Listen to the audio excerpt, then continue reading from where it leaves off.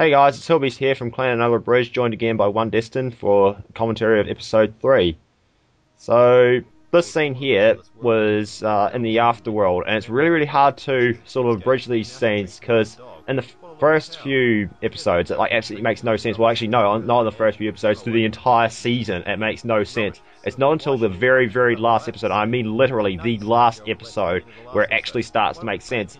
And you just want to sort of reveal, yes, this is what's going on here, but you can't, because it makes so little sense. You can't just sort of... All you can do is just sort of make fun of the fact that it makes no sense. Oh, it's just Sasha. And here we have The guy with the magic cigarette. Yep. They're like this guy. I'm telling you, this guy is like a seriously bad chain smoker. You can't even tell if his cigarette is lit or not. So maybe he doesn't really smoke at all. He just carries that one cigarette around. Maybe he's like Jerry, I think his name is, from Boston Legal. He needs a wooden cigarette so that it changes his attitude or something. Maybe without it, he like becomes a total wuss. I have a question. Is Tomoya's shirt there a reference to Lucky Star, possibly? I hope not. Because that looks a lot like Lucky Star logo to Hmm. me. Here's where we in the actual anime establish that Nagisa is very sickly, which they don't really explain this early in the anime as to why. She's just a very sickly girl. Yeah, it's not until later. Well, no, it never does explain properly why she gets sick. It just explains she gets sick easily. She's just got a weak body. I don't think it really does explain why. He dropped a cigarette. He's now turned into a poofter. I think it's hilarious that that everybody hates her mom's bread and stuff. And Yeah. he just gives it off to some poor stranger. What did they do to deserve that kind of torture? Yeah.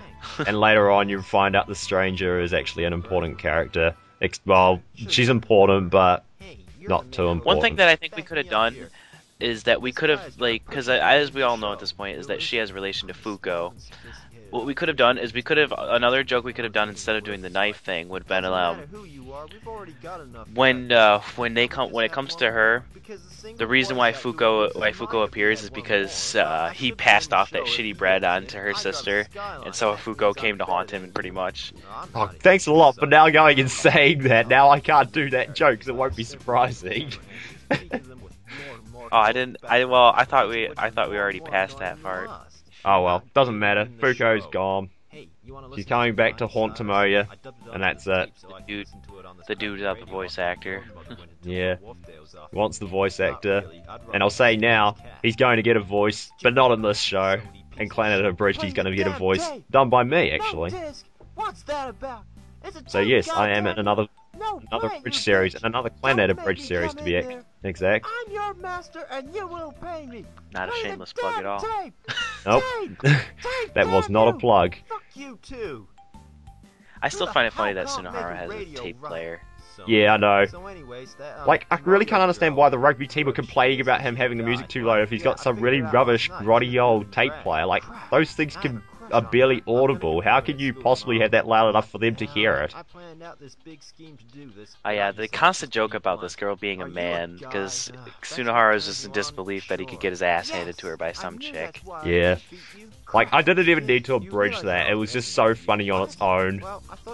Like, I've modified it a wee bit to, like, make it so, like, now everyone thinks, now, like, Tomoya thinks she's And the combo hit again. He's not really sure. Oh, I didn't see what that... That thing is actually a really good joke in the actual anime, is that Yeah. combo hitter always going up. Tsunohara really is just the comic relief. He really does add a lighter side to the show. But the good thing is, unlike a lot of other shows where you have the comic relief character showing up, like, in the really sad scenes, he doesn't show up. They keep him out of there. It's like, yeah, shut up, Tsunohara. Nobody gives a shit about your opinion right now. Such and such is doing such and such is sad. And it's interesting also that we're introduced to him, like one of the first characters we're introduced to, and yet he really isn't a major character despite the fact that he's basically Tomoya's only friend that we've established before he meets all these other people. Hmm. It's also worth noting that Nagisa actually seems to enjoy her mother's food, because as you notice, she always has some of her mother's bread with her. Hmm. And it seems as though she's the only character that actually enjoys them. Well, actually, when you I've played a little bit of the visual novel, and I'm not sure whether it is her mother's bread or not. It may just be some bread from the cafeteria, because from the visual novel, like, you hear a story about how she, like, can never get to the front of the queue, and all they have left by the time she gets there is bread. So I'm not sure whether it is her mum's bread or not. I really don't know. Where'd it go? At this point, I hadn't played the visual novel, so I don't know. Holy crap! This creature here, this animal. That's terrifying. I love how it's passed off as a dog. Looks more like a zebra to me. Oh, that's a dog. It doesn't look like a dog. It's a dog. Let's kill it. Put me down, you bastard. I know. Ah! It's sort of trying to come off as, like, the spawn of Satan or something. That's what I'm trying to make it seem like. It's supposed to be just evil. But I think dogs look more like this.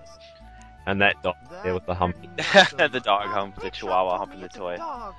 Yeah. Well, this little guy here, wasn't it a wild boar in the actual anime? Yes, it's a boar. But it doesn't look like anything, really. It just looks like a Pokemon or something. Yeah, it looks like she just got like some random Pokemon, and they're just trying to make like a shameless reference to Pokemon or something or other. Okay, is it a comedy? This scene was retarded. This scene just showed you how stupid Nagisa is, because she's just like, oh, let's go to a thing about dongos. It's like, dude, nobody gives a fuck about dongos but you. Yeah. It's like you're the only one that wants to do a fucking play about dongos. They're just retarded circles and lines. Get over it. Yeah. Grow up, girl. Get out of the 80s. And to even make the end theme of the anime the Dango song, where the whole song is just going Dango, Dango. It's like, what the fuck? It is better than the one in After Story, though. The one in After Story is just retarded. Like, I can't tell you what it is, because, like, you just have to see it for yourself. It's just, like, retarded. And the other thing is, in After Story, it's a really, really sad anime. It gets really, really sad in After Story. And, like, at least Dango Daikazaku, it's sort of a sad song, but it can build into a happy song sort of thing. So, like, if you have a sad ending, it doesn't ruin the sad ending. But the ending in After Story is, like, sort of upbeat, and it sort of ruins sad endings, so... Before we end this, though, I just want to bring back the attention of another thing that I noticed in there, is the antennas things that look in their hair, like their hair that looks like antennas. Why did they do that? And if you notice in that previous scene there, when they showed the back of Tomoyo, they actually showed him having an antenna thing, and then the girl next to him had like an antenna piece of hair sticking out, and then Nagisa obviously there too.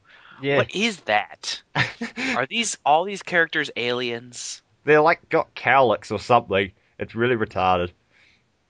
Oh well, tune in for episode 4.